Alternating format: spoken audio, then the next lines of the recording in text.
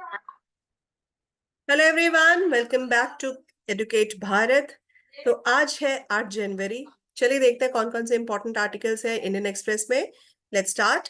तो हम सीधा आएंगे पेज नंबर 2 पे, क्योंकि पेज नंबर 1 पे हमारे लिए कुछ इंपॉर्टेंट आर्टिकल्स नहीं है, जो कि हमारा मेन पेज है। So will come on page number 2, जहां पर एक आर्टिकल है, छोटा सा आर्टिकल है, about India and Saudi Arabia. So they have signed हज अग्रीमेंट। ठीक है। और इस ईयर जो पिलग्रिमेज कोटा है वो 1.7 लाख तक का रखा गया है। तो ये सऊदी अरेबिया और इंडिया के बीच में अग्रीमेंट साइन हुआ है। कौन कौन सी मिनिस्ट्रीज इन्वॉल्व है? सो माइनॉरिटी अफेयर्स मिनिस्ट्री इन्वॉल्व है, plus ministry of external affairs का जो मिनिस्टर ऑफ स्टेट होते हैं वो इन्वॉल्व है।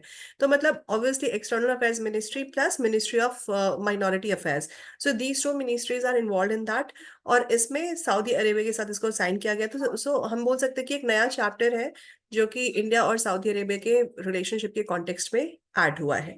चलिए आगे बढ़ेंगे, आगे देखेंगे और कौन से आर्टिकल्स इंपॉर्टेंट है। Now will come on page number 5, जहां पर एक आर्टिकल है, IAC-C-130J makes maiden night landing in Kargil. तो ये अभी तक ऐसा कह सकते हैं कि पहला एयरक्राफ्ट है, जो कि कॉमर्शियल एयरक्राफ्ट जिसको बोला जाता है, उसको किसी ऐसे हाई एल्टीट्यूड एरिया पे लैंड कराया गया है। राइट। सो इस आर्टिकल को आप पढ़ लेंगे, कुछ इंपॉर्टेंट पॉइंट्स इसमें है तो आप उसको हाईलाइट कर लेंगे। आगे बढ़ेंगे। नेक्स्ट इज पेज नंबर 6, जहां पर हमें एक आर्टिकल मिलता है, हियर कम्स द सन।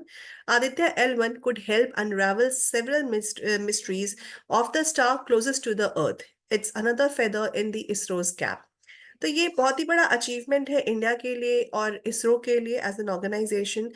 और जो सन की जो स्टडी करने के लिए आदित्य L1 को भेजा गया था, so now it has reached on its orbit. तो अब हमारी नजर इस पे रहेगी कि आखिर इसमें क्या क्या स्टडीज हमें पता चलती हैं, वो जो भी न्यू फर्दर डेवलपमेंट्स होंगे that will be important. But meanwhile you have to read this article, because here they have talked about, और इस आर्टिकल में इसी चीज को हाईलाइट किया गया है कि जो आदित्य L1 है, ये हेल्प करेगा to unravel several mysteries of the star, जो कि अर्थ से क्लोजेस्ट है। राइट। तो उनका फॉर्मेशन, उनका मूवमेंट, उनका लाइफ स्पैन से everything will be researched out. So this we have to go through. दूसरा article, next page number 7, that is growth and its discontent, decline in multi dimensional poverty. This term multi dimensional, इसको समझना आपको जरूरी है, is good news. But it is crucial to address income poverty which is still very high. ठीक है। So income wise poverty अभी भी कम है, अभी भी ज्यादा है, लेकिन जो मल्टी डिमेंशनल पॉवर्टी है वो अभी भी वो थोड़ी सी घट रही है। सो इन दोनों ही टर्म्स को समझना जरूरी है, प्लस जो डेटा है that is also important to go through. अगर आपको मेंस में इस पे कोई क्वेश्चन आता है मल्टी डिमेंशनल पॉवर्टी पे इंडिया के कॉन्टेक्स्ट में, तो ये डेटा आप अगर लमसम भी मेंशन करते हो तो that will beautify your answer. So this article is very very important for the mains examination. आगे बढ़ेंगे। On page number 8, how artificial intelligence is being harnessed in the treatment of cancer. देखिए, artificial intelligence is the future. मतलब वो future के perspective से अगर आप देखो तो बहुत सारे ऐसे ऐसी चीजें हैं जो कि एक मतलब ह्यूमैनिटी के लिए उसका बहुत ही ज्यादा लाभ है। ठीक है। डिफरेंट डिफरेंट फील्ड्स में हम उसके गेन्स को देख सकते हैं, उसको मेजर कर सकते हैं। तो प्लस अभी जो ये आर्टिकल है, ये आर्टिफिशियल इंटेलिजेंस के रोल को या उसको हम कैसे हार्नेस कर सकते हैं in the treatment of cancer. Cancer से every year many patients die, है ना। कुछ कैंसर्स हैं जिनका इलाज अब मिल चुका है, लेकिन मतलब क्योंकि ये तो रिसर्च एंड डेवलपमेंट की बात है, लेकिन अभी भी बहुत सारे ऐसे कैंसर के वेरिएंट्स आते हैं जिनका इलाज नामुमकिन होता है, और उनका जो सर्वाइवल रेशियो होता है वो भी नेगेटिव होता है। So now how artificial intelligence is going to be harnessed in the search of the treatment of cancer. तो उसका यूटिलाइजेशन हम कह सकते हैं, रिसर्च हम कह सकते हैं। तो इस आर्टिकल में उसको डिस्कस किया गया है। तो ये बहुत ही इंपॉर्टेंट आर्टिकल है, इसका आप पढ़ेंगे। दूसरा article on the same page, supreme court legal service committed a mechanism to provide free and competent legal services to weaker sections of society. देखो, जस्टिस जो है that is one of the pillars of democracy, और fairness in the justice वो एक strong pillar बना देता है justice को। ठीक है। तो यहाँ पर स्पेशली जो लोअर सेक्शंस के लोग होते हैं या वीकर सेक्शंस के लोग होते हैं, उनको सबसे पहले तो जुडिशरी के बारे में या जुडिशियल सिस्टम के बारे में अवेयरनेस ही नहीं होती है। इनफैक्ट अगर आप बोलोगे फंडामेंटल राइट्स, तो उन्हें ये भी नहीं पता कि फंडामेंटल राइट्स क्या होता है। तो a person who comes from a weaker section, जो कि किसी डाउन ट्रोडन सोसाइटी से है, विलेज से है, उसको ज्यादा आइडिया नहीं है, तो यहाँ पर सुप्रीम कोर्ट का जो रोल है, ठीक है, in establishing this judicial competence, that becomes important. तो ये आर्टिकल उसी को डिस्कस किया गया कि वीकर सेक्शंस के among the weaker sections of the society, how this legal service committee is going to function, and what is that supreme court's legal service committee, that has been discuss in this article. और इसकी जरूरत क्या है? जैसे हमारे पास नलसा है जो कि नेशनल लेवल पे काम करता है, जो कि वीकर सेक्शंस के लिए ही है।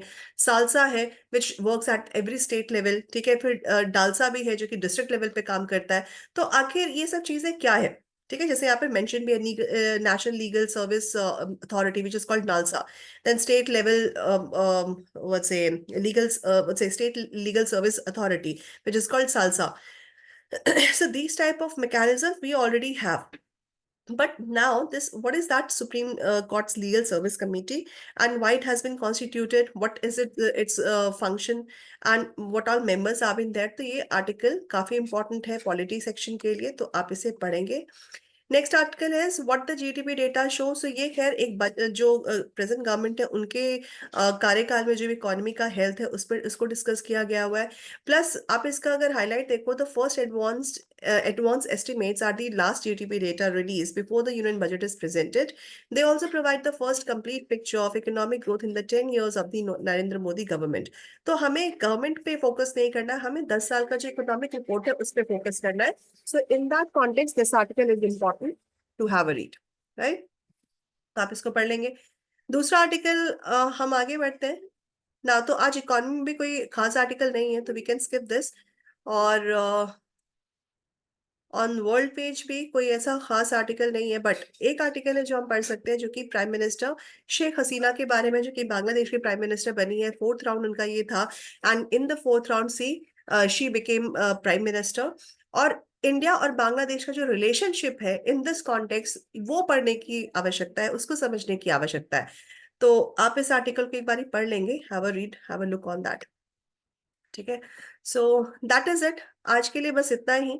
कल मिलते हैं, कल देखते हैं और कौन से आर्टिकल्स इंपॉर्टेंट होते हैं। चलिए, धन्यवाद, आपका दिन शुभ रहे। प्लस हमें टेलीग्राम और यूट्यूब पे फॉलो करना ना भूले। धन्यवाद।